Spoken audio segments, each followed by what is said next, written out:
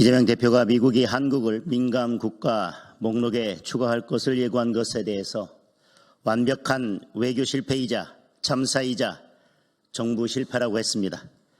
우선 주무부서인 미국 에너지부는 현재 한국과의 양자간 과학기술 협력에 대한 새로운 제한은 없습니다. 미국 에너지부는 한국과의 협력을 통해 상호 이익을 증진할 수 있기를 기대합니다. 라고 밝혔습니다. 우리 정부는 이번 주에 산업부 장관의 미국 방문을 통해 민감 국가 지정의 공식 발효 이전에 이에 대한 전반적인 사항들을 조율할 예정입니다. 의미 있는 성과가 있기를 기대합니다. 다만 한 가지 짚고 넘어가야 할 부분이 있습니다. 미국 에너지부가 올해 초 한국을 민감 국가 및 기타 지정국가 목록의 최하위 범주인 기타 지정국가에 추가할 것을 예고한 것은 사실이지만 미국 전문가들은 작년 12월부터 여러 가지 경고를 한 바 있습니다. 그 시작은 윤석열 대통령에 대한 탄핵소추안의 내용입니다. 당시 미국의 외교 안보 전문가들은 탄핵소추안의 결론 부분에 북한, 중국, 러시아를 적대시하고 일본을 중시하는 외교 정책을 탄핵 사유 중 하나라고 명시한 것에 대해 심각한 우려를 나타냈습니다. 이러한 우려의 목소리는 미국 의회 조사국 보고서에도 담겨져 있었습니다.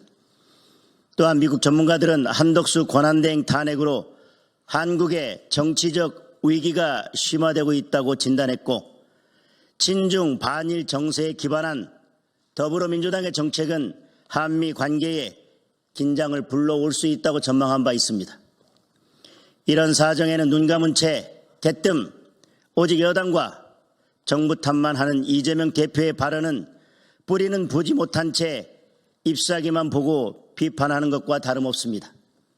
오히려 수백만 달러의 대북 불법 송금 혐의로 재판을 받고 있는 이재명 대표, 간첩법 개정을 차일피일 미루고 있는 더불어민주당, 거기에 문재인 정부의 사드 군사기밀 유출 의혹까지 이재명 대표와 더불어민주당발 외교안보 리스크는 손으로 꼽기 어려울 정도입니다. 외교 정책에 대해 정부와 여당이 결과 책임을 져야 하는 것은 당연합니다. 그러나 손가락이 어디를 가리키고 있는지를 알아야 대책을 마련할 수 있습니다. 이재명 대표는 한 개의 손가락이 정부와 여당을 향하고 있을 때 세 개의 손가락은 자신과 더불어민주당을 향하고 있다는 사실을 잊지 말아야 할 것입니다.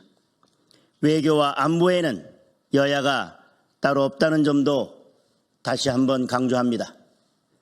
추가로 말씀드릴 것은 더불어민주당이 민감국가 지정 철회를 촉구하는 국회 결의안을 추진하겠다고 합니다.